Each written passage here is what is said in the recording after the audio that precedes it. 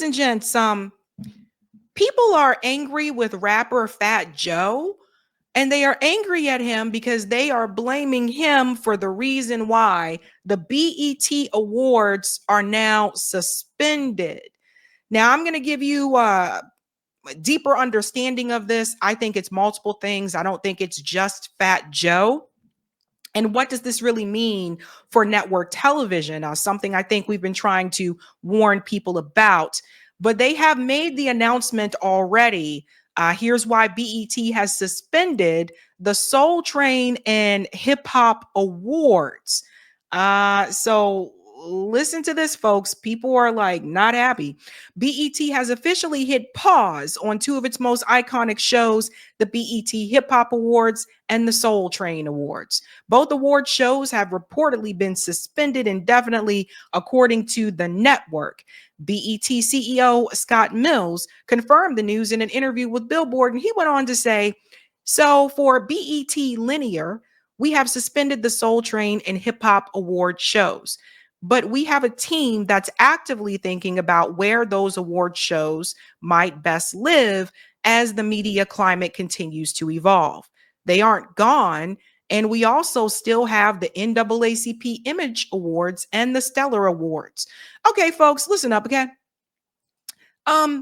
Award shows are not something I'm really big into. I feel like I used to watch them a lot more back in the day, right? Like before streaming, which we'll get into, I did used to watch more award shows. The Academy Awards, Oscars was not really my thing. I always found it kind of boring. But I used to watch like music award shows, MTV Music Awards, BET Music Awards, what's the other one? Billboard Music Awards. I used to watch those things back in the day. But as I've gotten older, I kind of moved away from that because I'm like, I don't really need this. It was different back then because I used to go to the record store and actually buy a CD, right? Who remembers that? How many of you remember Sam Goody or Blockbuster? Like we used to go to the store and buy CDs. And so when you're looking at an award show, it reflects not just performance, but also album sales. Well, nowadays things are different. It's not so much as about album sales. It's about how many downloads you received on Spotify or Apple, like iTunes or something like that. It's just different. When I was growing up, artists like really had to work their ass off to sell an album. There wasn't before social media got into the mix. Like you can say whatever you want about the R&B groups of the 90s, etc., the rappers of the 90s, but there was no Facebook, there was no Twitter. Like if they wanted to sell, they had to actively go out and go on tour. And it was a lot harder back then to sell albums than today, where everybody can I'll just download it on Spotify. So you had to put in more work. So if somebody tells you that Michael Jackson sold this many albums, like compare that to Drake sold this many. Just think about what it took to sell an album back then. Things were different. So awards to me are just like, meh, I've lost a lot of interest in that because of the climate. But he went on to say, clarifying further, it is less about them being no longer and more about our team having to reimagine them for this changing media landscape that we find ourselves in. I think that what we are going to see are more people taking franchises and saying, this might have started on linear television, but now I'm going to move it to another space. Do I move it to streaming or do I move it to another platform? And that is the CEO of BET there. So people got to understand. So people are pissed, as you can imagine. And one of the reasons why people are upset is because of Fat Joe. People feel as though that it was his fault, that he is the reason here why this has happened. Now, I want to bring you back to this. We'll give a shout out here to Arthur Watkins because people were raging against this. He said, update at this point, Fat Joe resigns from the BET Awards amid pressure from the Freedman community.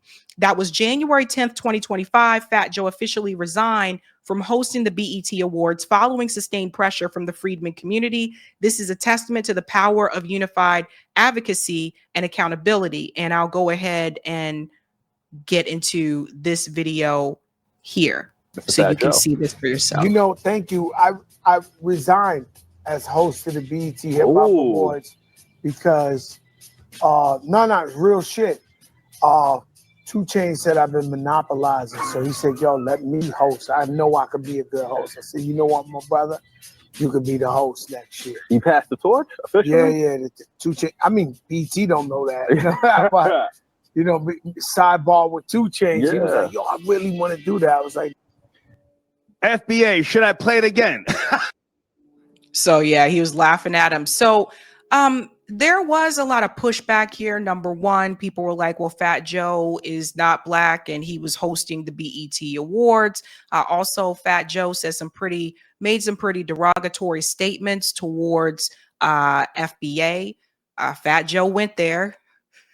And we talked about that before on the show. And I was like, oh boy, you really crossed the line as you're going to host the BET Awards. So there was a lot of pushback against him for doing that. And people just felt like he didn't respect his place. But then there was also this.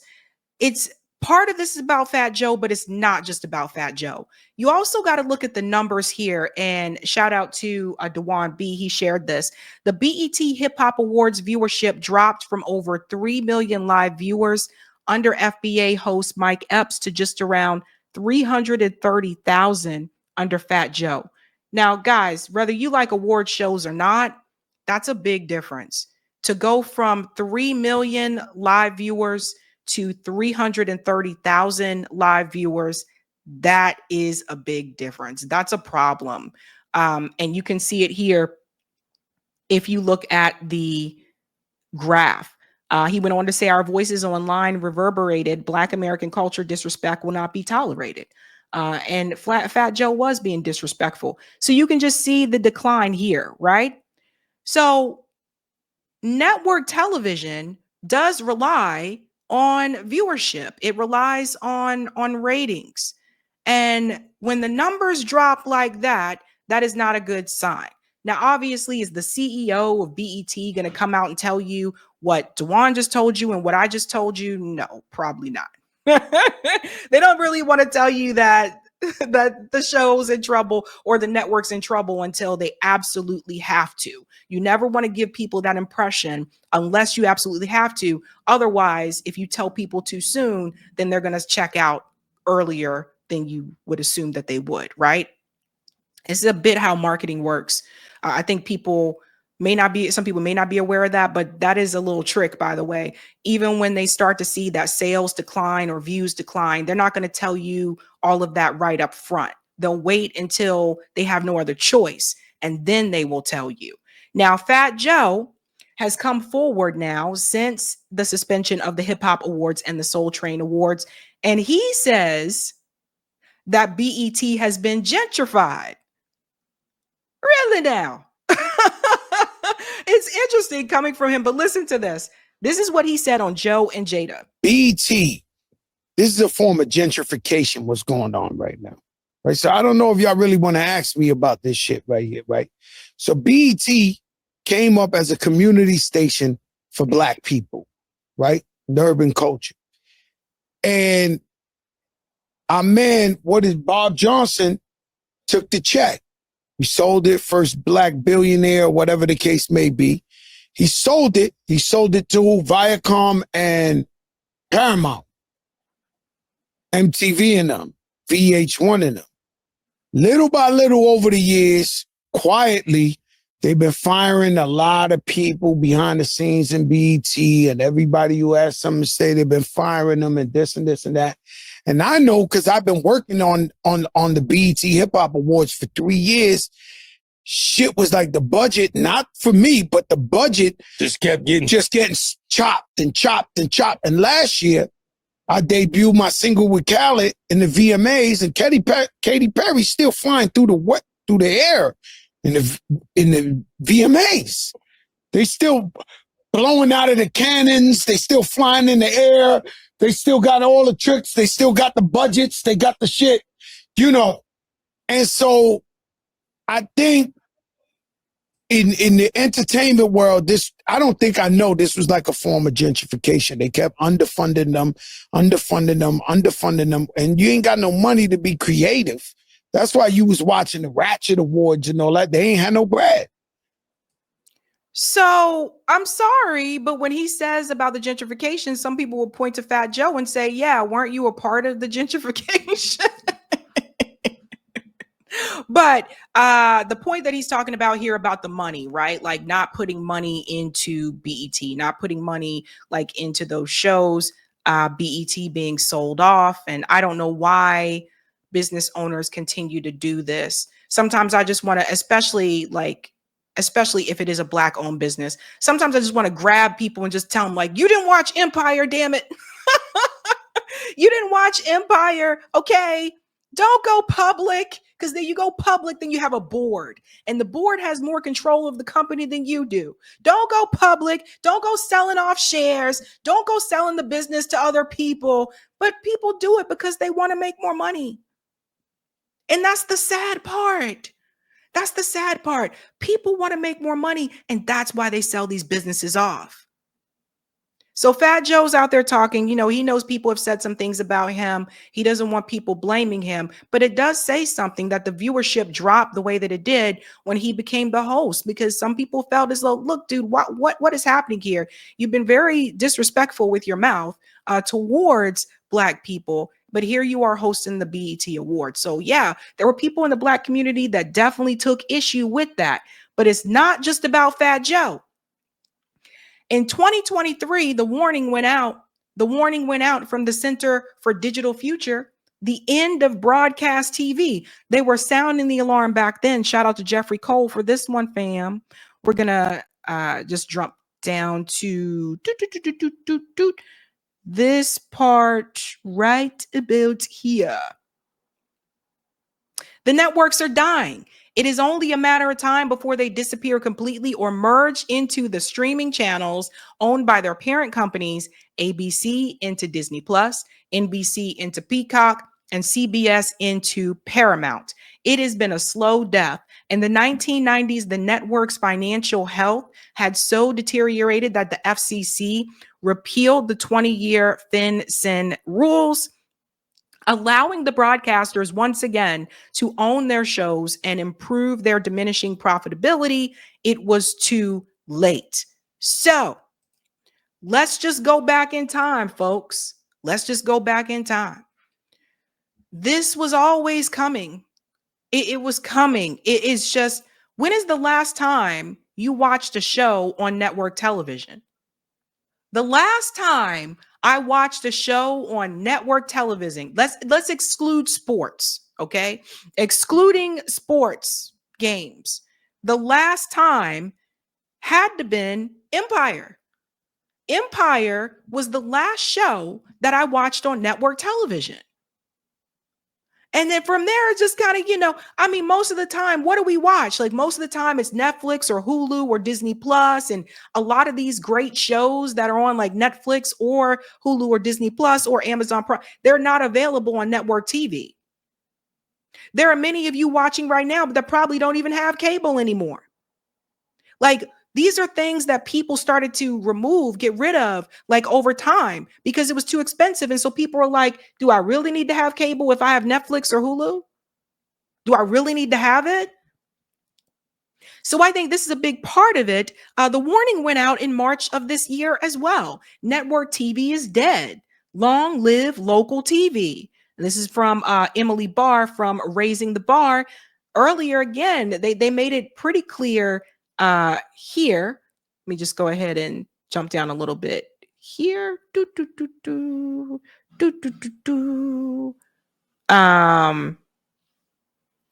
She was talking about the Miami market there in particular, but she dives into station owners. So she said here, over time, station owners were forced to make ever increasing retransmission consent demands to pay their network overlords, leading in some cases to impetus. At the same time, the networks began siphoning money out of local markets while diminishing the level of exclusivity of the content they licensed to the stations. So while the networks ratchet up their financial demands with every affiliation renewal, they stripped away more and more exclusivity from local affiliates for key events and content such as the Oscars, the Grammys, college and NFL football, March Madness, and every other premier event. Look at this part. In fact, you cannot find a traditional network primetime show today without finding those programs on the network's platforms, all while being hounded by ads on your local stations promoting Hulu, Paramount Plus, Peacock, and Tubi, not to mention Disney Plus, ESPN Plus, Showtime, and more. It is no wonder that cable and satellite operators started pushing back on the every 2 to 3 year demands for increasing retransmission rates while simultaneously negotiating with the networks themselves to develop skinny bundles and specialty packages aimed at stemming the bleed out they saw in subscriber losses. So long story short, guys, and this is something I think we've seen over the years, right? Are people really watching network TV like that anymore? Because I don't. And I was thinking about this, like for all the people who no longer have cable, and people are like, well, you don't have cable, what do you watch? Streaming services, streaming platforms. You know, back in the day, the simple network television, ABC, CBS, NBC, and then later Fox, right? Like as long as if you had those four, you were good. But then cable came along. Cable showed up and said, oh, well, you can only watch this show or these movies on HBO or on TNT or TBS. So then those four channels had to start competing with cable. And now cable and those four channels have to compete with streaming. Things don't stay the same. The tide is shifting. So yeah, there was anger towards Fat Joe, but it's not just him. We talked about it before with corporate media, but it's not just corporate media. You guys are seeing it across all of it. People are moving away from network television and they're focusing more on these streaming platforms. And it was only a matter of time. You know what they say, especially when it comes to entertainment. Look, you're only here for a short time. You don't know how long these things are going to last. This is why I said, and think about it. When was the last time you watched a sitcom that wasn't reruns of a sitcom? Like in the 90s, like we had sitcoms, we had Fresh Prince of Bel-Air, we had TGIF, like Thank Goodness It's Friday, we had Martin, we had all these different Full House, all this type of stuff. But what are the sitcoms today? What happened to that? Right? So people move in a different direction. Streaming is booming. Streaming is booming, fam. And that's where a lot of people are looking. And that's where a lot of people are watching. And I don't know. It's not good news for BET, no matter what the CEO wants you to believe. That chart that I showed you there, that graph, is not good news for BET. But they're not alone. A lot of these networks are experiencing the same thing. I don't know, guys. Not good news. Not good news. Roger Meadows said that Bob Johnson said he regretted selling BET to Viacom when Russell Simmons sold his stake in Def Jam to Universal Music Group. After that, they completely devastated it, and he was left heartbroken. Yeah, well, I'm glad that he regrets doing it. I just wish people would stop doing that. I wish people would stop selling their businesses to these bigger vulture companies. And I get it. I think they just want the money. But yeah, Fat Joe not having a good week. Oh man. JB said it's all about the bag. Yeah, it's just like why do you sell these why are you selling these businesses? I hate that. Hey guys, this was a Sabby clip. If you like what you saw, hit that like button and subscribe.